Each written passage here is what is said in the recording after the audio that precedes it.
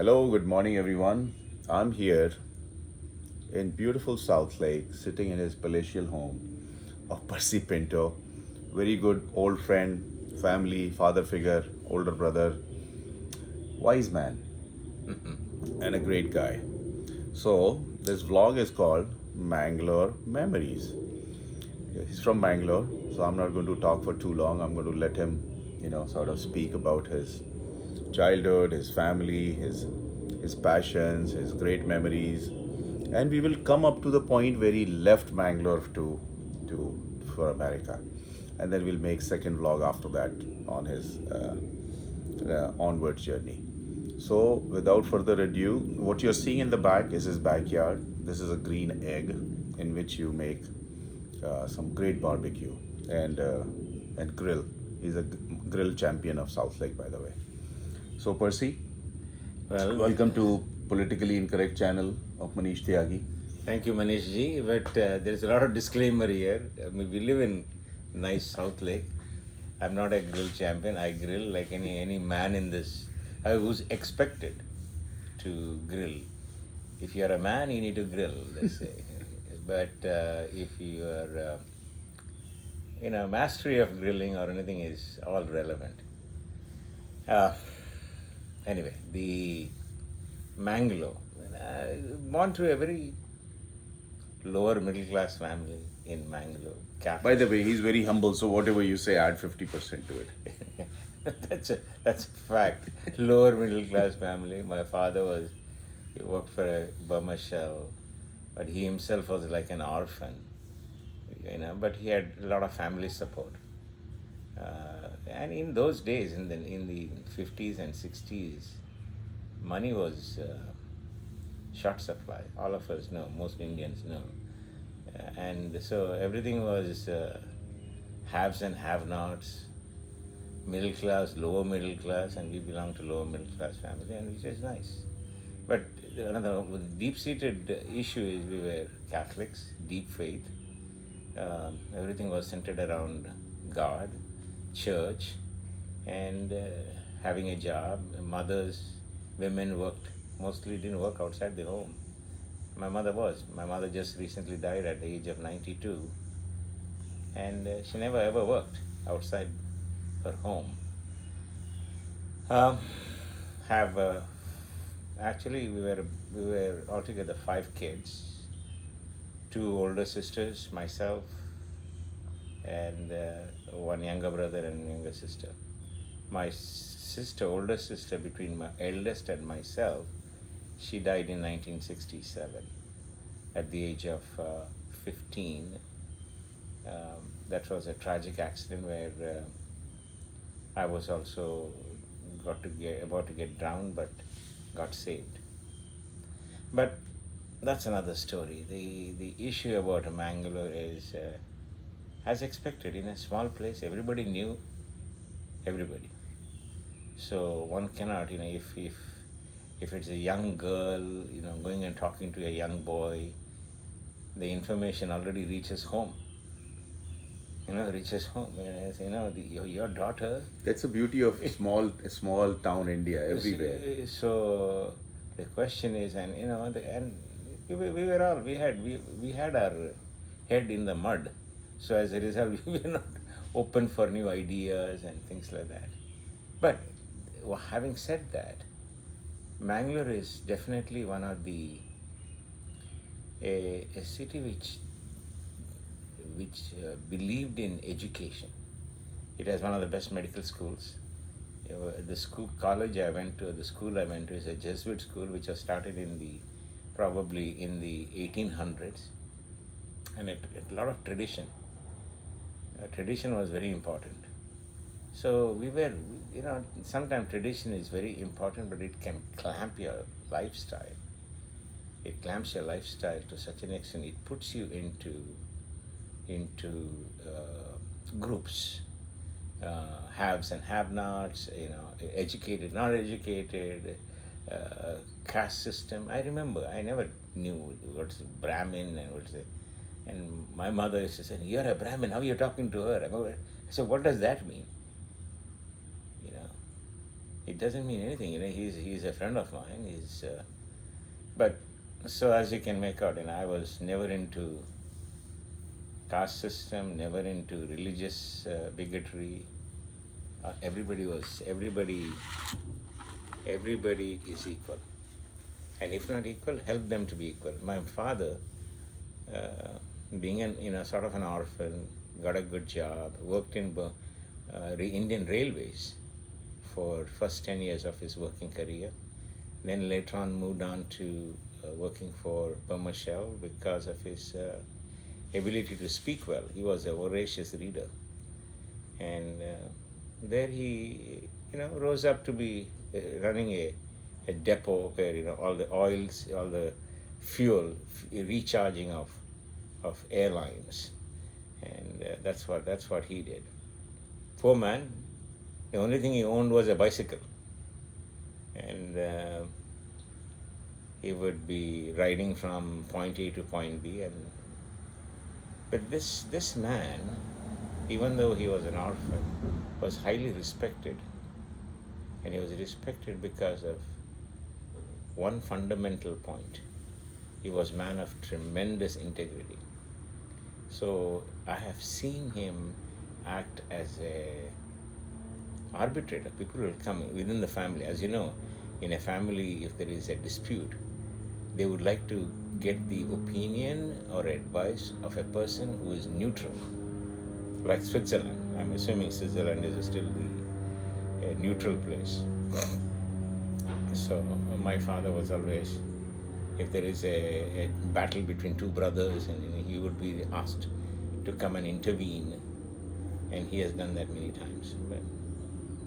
So that's the upbringing I grew. My education was in Jesuit systems, very traditional, very progressive, very liberal in terms of being open to new ideas. Mind you, new ideas in a very traditional society. Even though we were Catholics, Mangalore, the difference is this: you have Goa and Mangalore. Goa is filled with, it's a lot of Catholics, Portuguese influence. Mangalore is Catholics with strong Hindu traditions. So you would find there is some high degree of conservatism, conservative ideals. But I did not like Mangalore. The reason I did not like was I think I was too progressive in my thought process. I did not like this bigotry of rich and famous and haves and have-nots. I see that after being, now I'm 66, I see that tradition of haves and have-nots until maybe 4 or 5 years ago. Somebody mentioned, and that shows, and the same values. But what happens in a small city like Mangalore is you're very happy because everything is there. You're satisfied. You're in a small city, you want to go and buy something, you're done within 15 minutes. You go, come back. Now, transplant yourself into Bombay. You're working in Nariman Point, which is not that far, but still to get there takes about an hour, hour and a half, and come back. So as a result, Bombay, people don't know even their neighbors sometimes. And Mangalore is not the thing. So for a person like me who was progressive, liberal, I never fit into Mangalore, even till today. So people will tell me, oh, Percy is very quiet, Percy is very introverted, until they start talking to me. I wouldn't, but now I do. Now it's a different issue.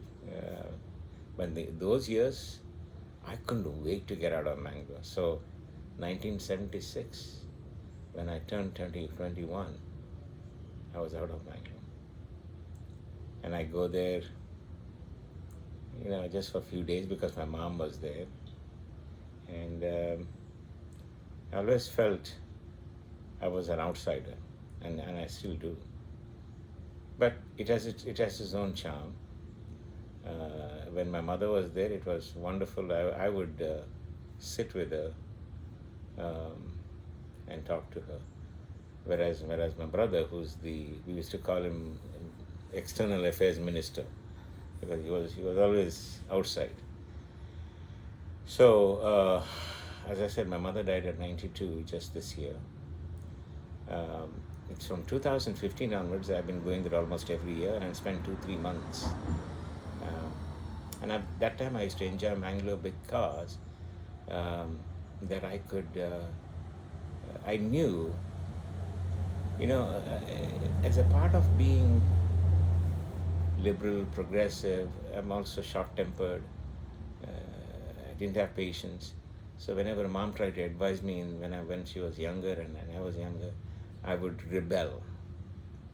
But there came a inflection point when I realized, oh, wait a minute, my mom is there.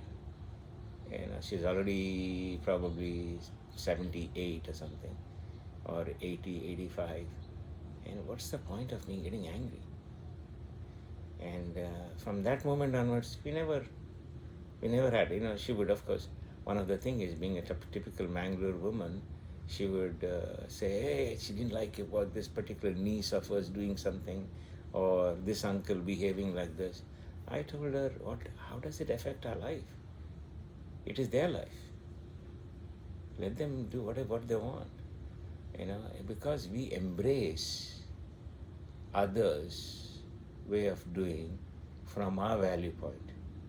Now, who has given us the authority to say right and wrong?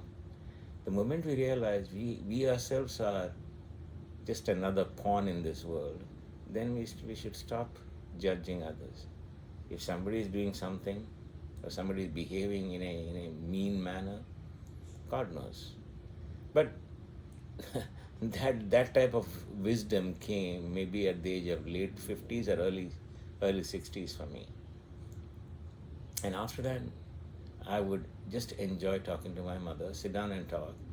And she had a fantastic memory.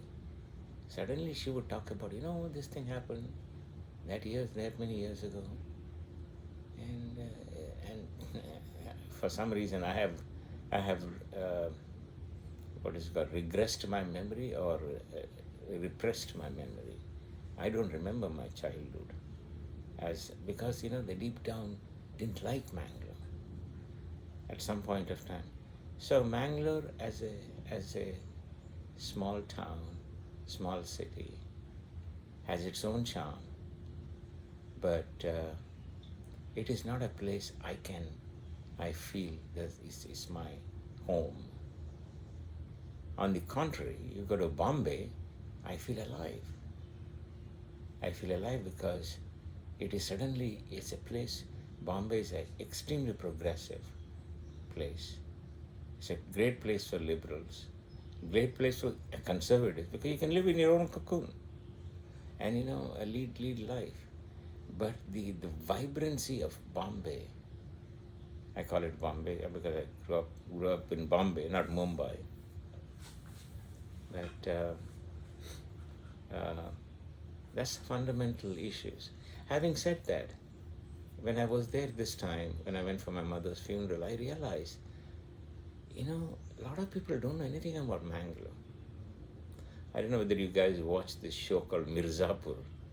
The reason I watch these Mirzapur type of shows is to understand how those people from that particular part of the country behave. How do they react? How do they react to things?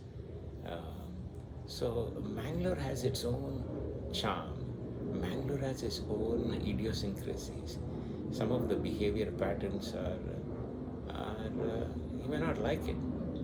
So deep-seated, and all these things came about because our ancestors were part of British, and British were, they created all these rifts. And the haves and have-nots is easy, right? They want to divide and conquer, keep small, then they can manage the small community. And that is the story of Mangalore. I mean, talking about my siblings. All of us are in the, we call it sextagarian, because they're all above 60. In fact, my older sister is 71 now. Um, so Mangalore has its own charm. Mangalore has its own. When you go there, you meet some people. It's great. A lot of people I don't even remember, but some of them remember me. That's because of my memory is sort of repressed, I think. How about your friends, your school time friends? The farthest you can go as young as you think of. Like you tell me about Ronnie, Patra, and I'm naming these names because I've never met these gentlemen, See, but I've heard the stories from at the end Percy's. of the day,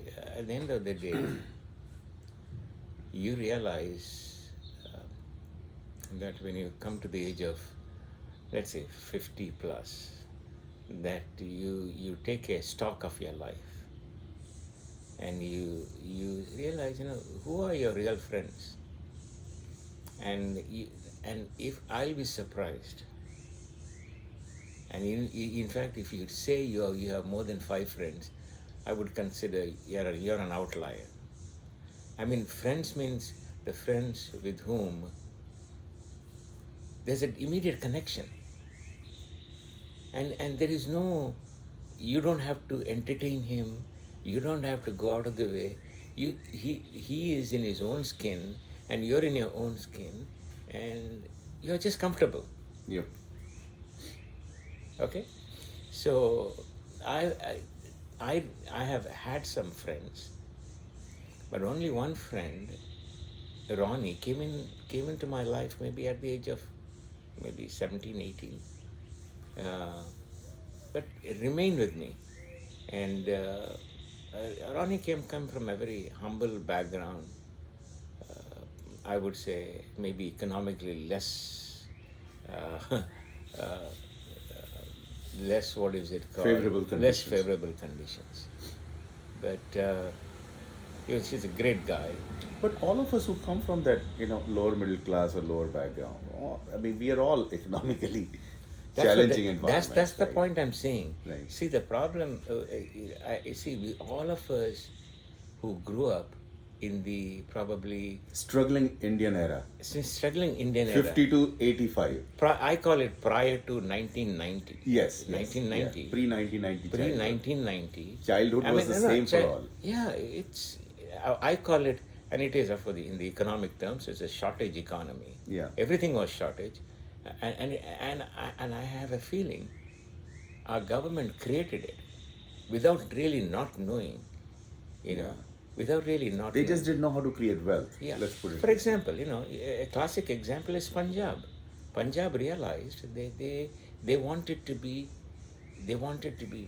wealthy. They wanted to have enough of food for every person. That's the reason they what do you call that? Punjab Revolution. Green Revolution. In the other parts of the world, so when you put that, like Kennedy said, let's put a man on moon. That catapulted the progressive minds to think, build spaceships and things. Same thing with Punjab.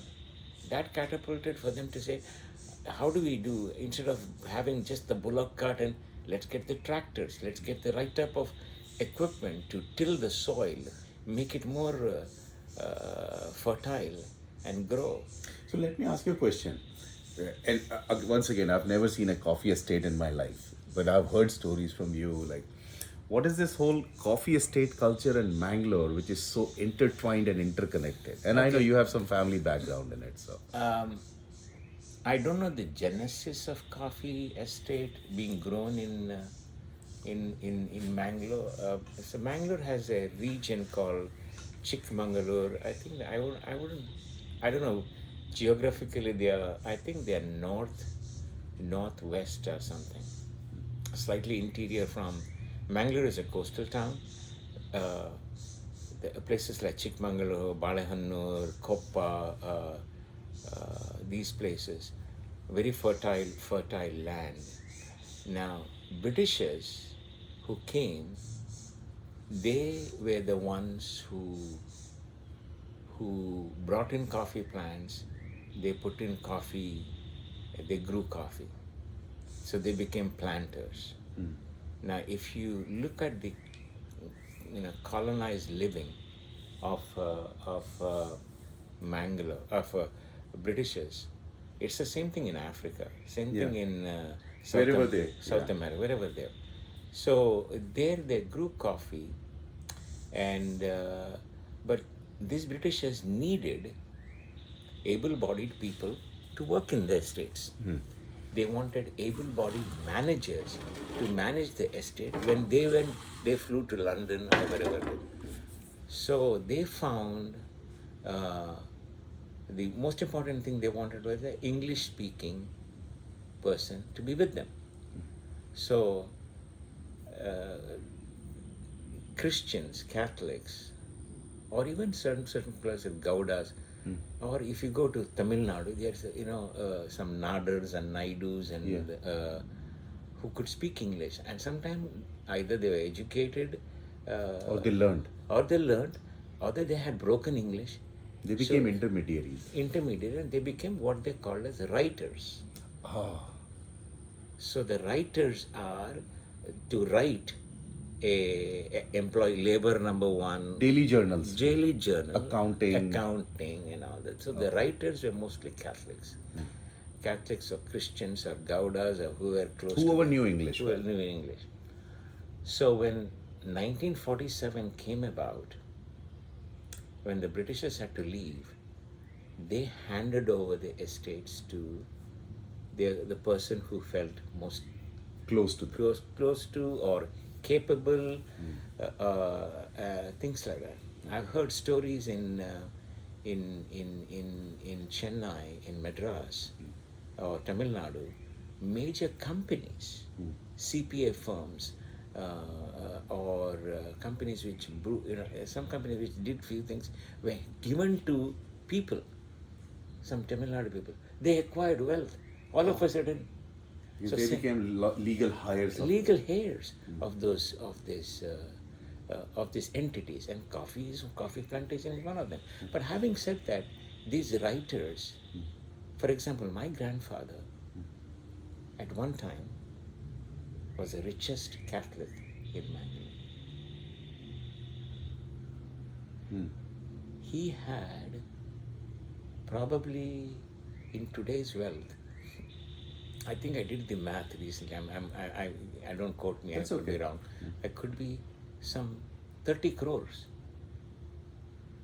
Yeah, that's that's a lot of a money. decent wealth. I mean, it could be more than that. It could probably more in equivalent value. He had that much of money. But what he did was, when the Britishers gave him a land, okay, this is your land. So he started planting Coffee. coffee. Now the government of Karnataka,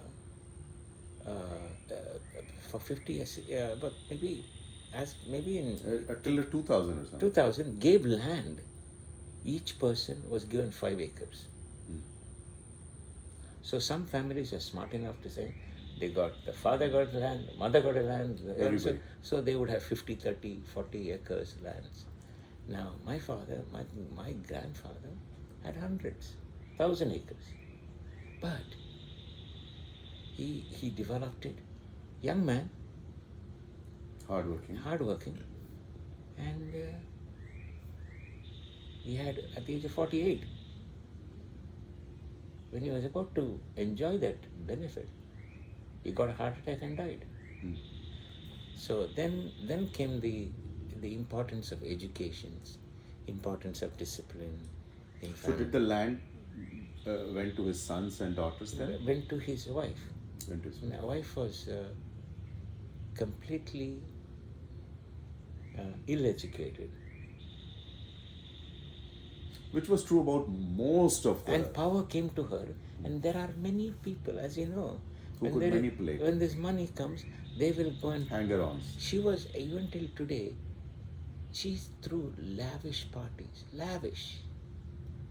The parties you would see you hear in Bollywood. Bollywood, where champagne is flown in, caviar is flown in, that type of. I mean, same. Because she had wealth. shared wealth, and people are there singing, and she was known as the Rani. And of course, ill-educated woman, she felt very good. She went on spending money, and but she neglected her kids, and there was a lot of issues and a lot of infighting. So, needless to say, the richness. Maybe we should develop a Netflix series on this whole thing. Would be interesting. That's what I'm saying. Yeah. Mangalore. I A mean, lot of these stories, I mean, like Mirzapur story, right? you know, Who would have thought you can build a what show on happened it? what happened was, so my uncle Cressy, you met Cressy. Right? Yes, yes, yes. Cressy's father was the oldest among the boys. Oh, she's that close to you. Yeah. Cressy's father is my mother's brother. So she's your mama's daughter. Yes. She's your, as good as first cousin. That very she close. is first cousin. Right. So That's why there is resemblance of her and auntie a little bit. correct. Right, right. So she went. Her father was a smart man, but there's this culture was brought by Britishers and the so-called Brahmins. You have to be fair. If you are fair, you are considered your values, You're a little your ahead stock of is you. higher. Okay, if you are dark, you're So the society finds a way to discriminate, basically. Correct. And that was one attribute. And the funny part is, so he was given the estate to manage, but what had happened was, his own mother didn't like him, Damn. and his own mother was wondering, will he be able to manage? So she brought in her brothers, her from family. I'm going to put it on. Yeah, Keep going, keep talking. Their intention was not that. Was not that. Was not noble. So, as a result, it's just fascinating how education, discipline, love, compassion are so necessary The core values. in any system.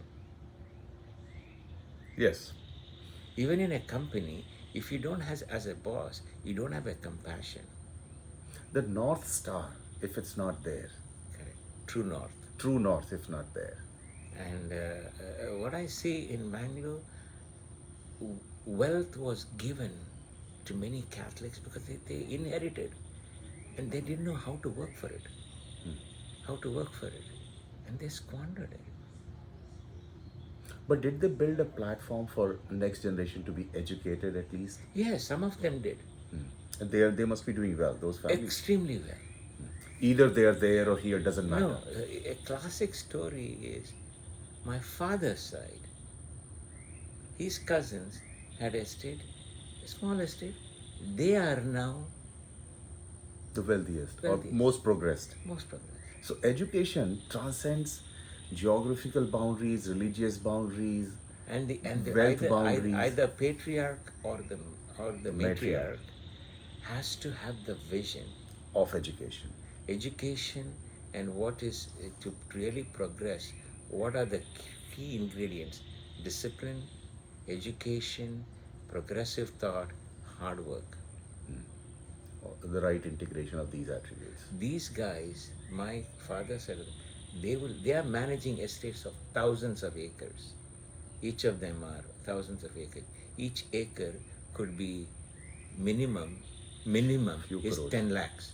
Each acre. Not acre, sorry, cent. So acre must be crores. Yeah. So I don't know the real. But outside of numbers and zeros, the progressive journey that their kids must have undertaken because of the education would That's be correct. phenomenal, right? But I think my father's side, her name is Auntie Iris. She was smart enough. She educated many of her kids. Oldest, doctor. Second, doctor. Third one is a PhD in psychology. Fourth one is, no, third one is not Third one is estate guy. He was a ruffian. He's a gunda, but he managed to. He was a chalu fellow, Smart guy. smart guy, but he has managed. And then there's a girl who got a PhD. Then another guy who became very smart, a doctor. Then just a graduate, but managing estate. Another one is an engineer, but managing estate. Fourth one is actually they don't finish college, and the last one is a doctor. Brilliant family. And each Brilliant. yeah, and so when I go there, that is my family, my father's side.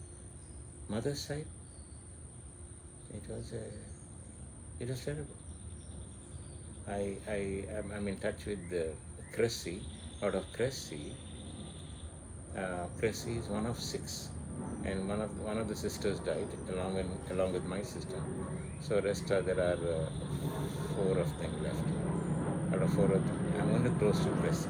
So on your mother's side, your mother had how many siblings? She had a total of 7, I think. Right, let me see. Auntie Sissy, Mom, John, Basil, Walter, Benny, Claude, Lily. So 8. And you are like close or in touch with one stream. I'm in of- touch, in touch with one of them. I am, but it's in my opinion, it's not a very healthy environment. I'm not. So let's get into sports. You played a lot of sports growing up. No, actually, I was. You were a good cricketer. No, let me explain something. I was a absolutely lousy athlete to start with. That's the mindset I grew up in. You see, sport is a lot upstairs here. Yeah, it's mind over matter. Yeah, it's upstairs here. I'm good. Yeah, It starts with that thinking, I'm good. and you will perform better. Yeah, Or I'm not good. Or you need to have mentors pulls that out. who pulls that out. 9 out of the 10 times it does not happen. They beat you up if you're not good. They beat you up. They make fun of you. Because, sport is one of the arena where the people are evaluated. And you're not good at it. But if you're good in sport, everybody will say, hey, Yeah, everybody wants to be your friend. Everybody wants to- Everybody wants to be friend of either somebody who's brilliant or who's very good at sport. Especially growing up in India, that was my experience. it's all here too. Yeah, that's right. Jocks are the heroes. Yeah, the heroes. But that, so I was still in 8th grade. I studied in Kannada medium. For some reason, my mother put me in Kannada medium till the 7th grade. And then she realized, colleges are all in English. You need to get an English medium. So I couldn't get a seat in a regular English medium. So she put me in a very specialized English medium. And people who are going to the specialized English medium, they're criminal of Mangalore. And as I told you, you're evaluated, and I had this feeling. I'm a simple fellow. I'm an average guy. I'm an average. Had a lot of self-esteem issues,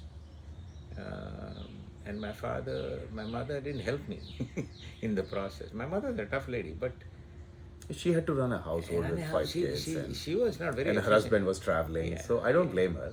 Yeah, but the thing is, these are the formative years. Yeah. See, the whole child psychology concept didn't exist in India, right? It was whatever they saw, they were handed over, they would apply on their kids. And So learning on the job. and then I so 8th grade special English medium. It was known as Cambridge. Wow. Okay. So those days paid 25 rupees as my fees. That's a lot of money in those There's a days. lot of money. 25 rupees. That's like 25 grand today's. Yeah. So I went to and that too, there were guys, sports guys who had gymnastics. I couldn't diddly shit at people. there were people. But how did you become a good cricketer then? There were people who made fun of me. I still remember a guy called Arnold. He was a piece of shit. He was a great gymnast. Big deal. big deal. And everybody You thought, could tumble and all, yeah. right? And they were, others I've forgotten now, because they were pretty bad. So you were bullied. Let's put it I this was, way. I was bullied. In American parlance, you were bullied. I was bullied. Then I had another guy, Iqbal. Hmm. Iqbal was another dark complexion. I was very fair, so he would put his hand next to me and look at you and me. Iqbal also suffered. He was a Muslim first to start with. And we dark. we didn't have a Muslim Hindu thing at that time. In those age, who cares? Yeah, Who remember? there was not much of. I grew up with a lot of Muslim and Christian friends and but everything. he was a Muslim, but he had this feeling. But He he was was a smart. He was a hard worker. He got into medicine. Very nice. Yeah, he got into medicine. Then he committed suicide. But he lived in Mangalore? He lived in Mangalore. And he committed suicide? I didn't meet him at all after that. I never met him. Wow. I I had a friend called Iqbal in my school when I was a kid. So when he said Iqbal, I'm like, dang. Iqbal, I remember Iqbal. So when I came to ninth grade, that Cambridge system was dismantled. So I was put into the regular English medium. So was the Cambridge system controlled out from Cambridge in UK or had some remnants of it? No. Just the special case. Jesuits created this, and they paid. There was nothing special about it. Okay. It was a special building. They charged fees, Okay. and it was catering to the rather rich Famous of people. Bangalore. Was it a boarding school or day school? It had a boarding component, but I was a day Day scholar. scholar. So I did. But I had this interest to become a decent at sports, because sports was being ability to play sports is a credibility. Yeah. It's like I can do it. I can do it. Right. So when I came to ninth standard, I had this guy called Trevor Disa, who was also with Cambridge. He came from Kuwait money, though he had already has money, a good-looking sister, mother. I've never met her father. I saw her mother. But Trevor and said, Trevor decided to create a team, cricket team. And he got me into the cricket team. But Trevor took advantage of me. Was he a good cricketer himself? He was a decent cricketer. Batsman. I think he's a bowler, an all-rounder. And so I had a bicycle. He lived in, suppose here, if this is the college, he lived in probably Grapevine Mills. That's pretty far. Okay, I mean, Relatively. I'm just giving a distance. Right. And I lived in somewhere in North Richland Hills. Okay. So for me, going from here to North Richland is one way, but the cost I had to pay. I had a bicycle. I had to take him to his house, then go home. That was the demand he had. To be part of the team. Yeah, I mean, I don't know, it was unwritten, but that was expected. Till today, I'm annoyed with that. That was your entry pass into cricket team. So I got it. I became a fantastic fielder. You were a very good batsman, man. I played cricket with you. So then I went through high school. High school. Then I went to college. I had this intention. Let me try for cricket. I don't know which year I got in. I think in my PUC years I didn't get in. I think BSc first year, I stood my own. You made the playing 11. I made the team. Played decent. I was still and very rarely I. But making a college team or cricket team in school is considered a big thing in India. I mean, or anywhere, right? Yeah. So I became known as a cricketer, and in the church circle, which is different, I was a main cricket player. I was main player. I've taken my church team to win the trophies. Wow. Okay, I've done that. But here we had cricket ball in college, but there it was tennis ball. Okay, and still maintained, still scored. I think probably 78 not out once, Nice. and won the team. We took the team for the victory. Um, it was so that's the level of sportsmanship I followed. And when I went to XLRI, I was opening batsman because XLRI had very few people. First of all, But still, 180 students. And, Yeah.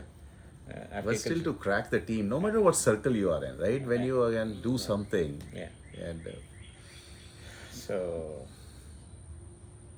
that was the. What so else? so those are the Mangalore memories for my brother Percy. Let me sneak into the camera, and this is phase one. So now we will go into his Let's go and see with it. Bombay memories, and we'll keep building on it. All right. So, thanks, Percy. Thanks for coming on my channel. I really appreciate it. And the beauty of this vlog is not going to be immediate. Think about it. 5 years, 10 years, 15 years down the road, our grandkids, your grandkids will be watching us. And they'll be asking you, who is this mustachioed guy? And then you'll tell my story. Or our kids if you're dead by then. But anyways, so we'll continue the dialogue. Thanks, man. That's nice.